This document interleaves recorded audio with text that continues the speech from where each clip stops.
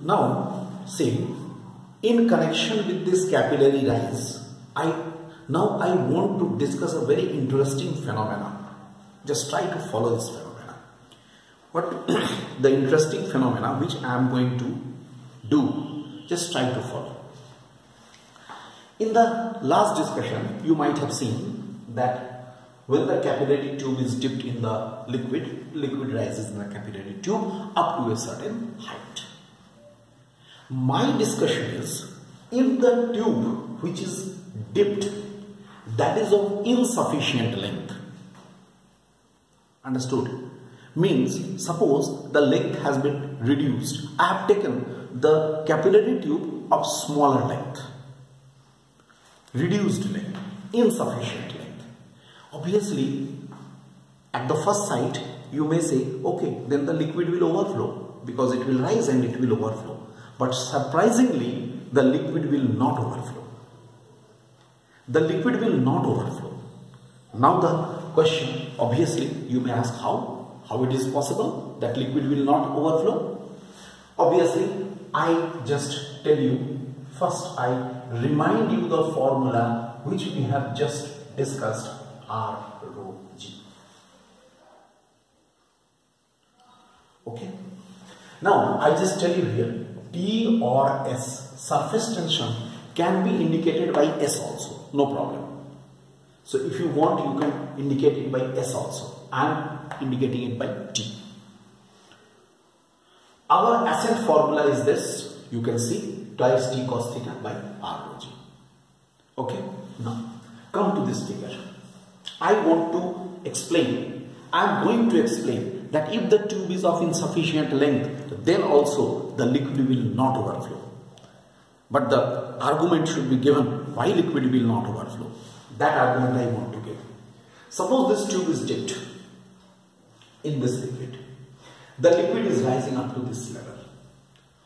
Obviously, surface tension force, obviously R, that is equal to T. In this way it will be acting. And see what I have done, just see very clearly.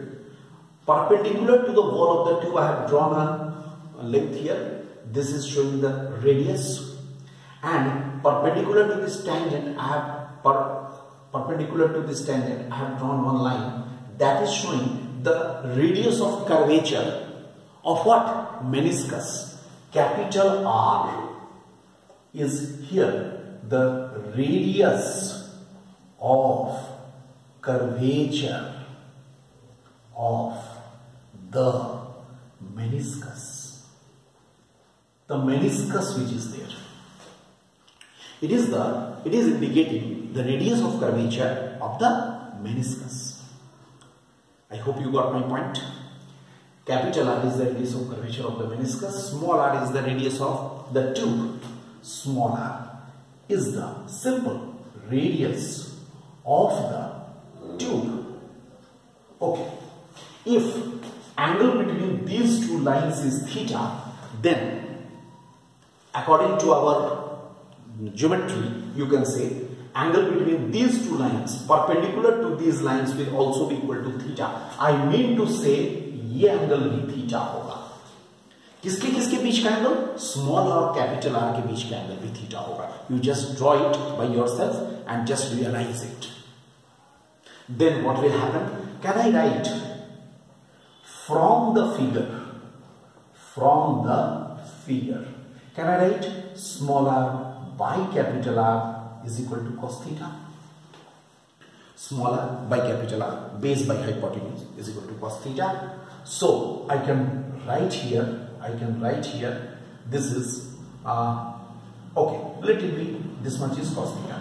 Now we have, from this above formula, H is equal to twice T divided by R rho G. In place of cos theta, I write small r by capital R. I hope you don't have any problem. Small r and capital R here, that will be small r and capital R.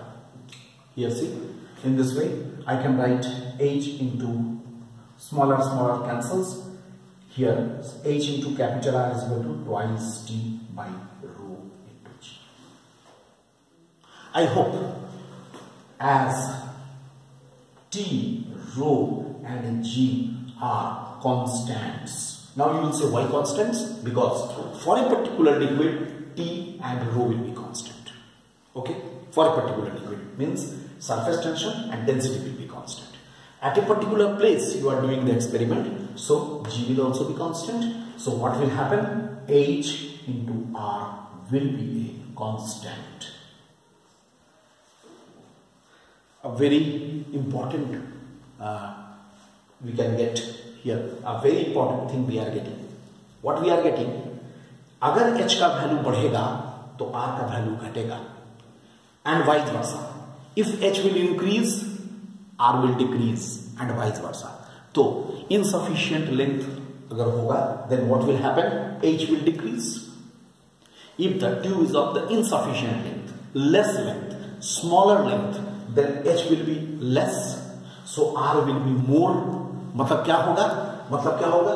ये जो radius of curvature of this meniscus will be more. That means if it is more, means what will happen? As the radius of curvature of the meniscus will be more and more, the level of the liquid will be flattening. इसका मतलब हुआ H का value अगर कम होता है तो R का value बढ़ जाएगा, एंड वाइस वर्सा, लेकिन ये ओवरफ्लो कभी नहीं करेगा. That means they will mutually adjust among themselves, and the liquid will never overflow. A very important discussion it is. Even in the competitive exams also such type of the things have been asked. You can see. So this is about the rise of the liquid in a tube of the insufficient length. So I think it is very clear that if the tube is of the insufficient length, then also the liquid will not overflow. Alright. Now here in the next case I want to discuss now the surface tension and surface energy.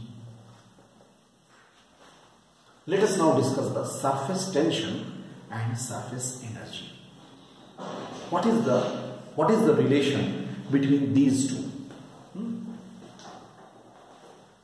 Surface tension and surface energy.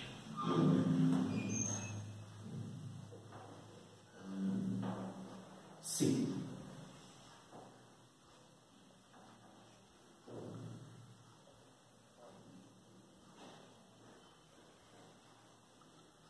look,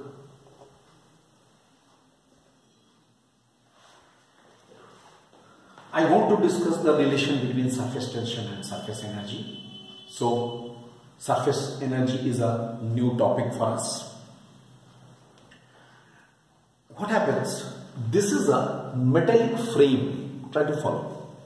Say, light metal, aluminium. It's a frame, rectangular frame, having the two parallel rails like this. DA and CB are the two parallel rails, in which there is a sliding rod AB is attached in such a way that this rod is free to move, no friction. I hope you understand the situation. The situation I think you can understand. In this case what happens? This is a metallic frame of the light metal, and it is equipped with, provided with a sliding rod. Sliding rod में दो holes बना हुआ है. इन holes के through से दोनों parallel rails pass कर जा रहा है. What we do? Suppose this metal frame is dipped in the soap solution. Suppose the detergent solution, so that a bubble is allowed to be formed. Understood? Suppose in this portion of the frame, here, in this portion of the frame, this is, suppose a soap bubble is being formed. Soap bubble कहाँ पे form कर गया? इस पूरे portion में एक soap bubble form कर गया. Okay, soap bubble. It's a bubble. Okay. What will happen? If the soap bubble will be formed, it will have a surface tension. Suppose length of this sliding rod is L. What will happen? The surface tension will act in this way. Surface tension will have a tendency to contract. It's a surface property. It will try to contract this whole, this area of the bubble will be tried to be minimized. तो कैसे act करेगा? ऐसे act करेगा. ये पूरा तो rigid है, इस पर ऐसे एक्ट करेगा. ठीक है? Then what will happen? What will happen? Due to this force of surface tension, okay, this rod AB has a tendency to be moved left side, towards left. Towards left. Then what will happen? Suppose a mechanical force Fm is applied in the opposite direction to bring this rod back to its original condition. Means I want to restore this rod in its own position. तो क्या हो रहा है? इस पर force of surface tension लग रहा है. Force of surface tension इधर लग रहा है. Okay, capital F. Here F is equal to, if I ask you what should be the force F due to the surface tension, you will say T into L, but I will say no, it will be twice T into L because bubble has two free surfaces. Okay, the factor 2 is due to two free surfaces of the bubble. Now what I want to apply a mechanical force so that it is brought back to the original condition, and suppose I put a force on it and it is coming to the point, coming to the position A dash B dash. A dash B dash. मैं क्या किया? इसको पुल करके इस side towards right ले आया. Under what force? Mechanical force. Right? So here obviously minimum value of the mechanical force should be this, twice TL. So what will happen? If the rod will be slided towards right, then suppose it is moved by a distance x. Some work will be done, right? Some work will be done, and this work done is known as the surface energy. Okay, I am continuing it in the next lecture.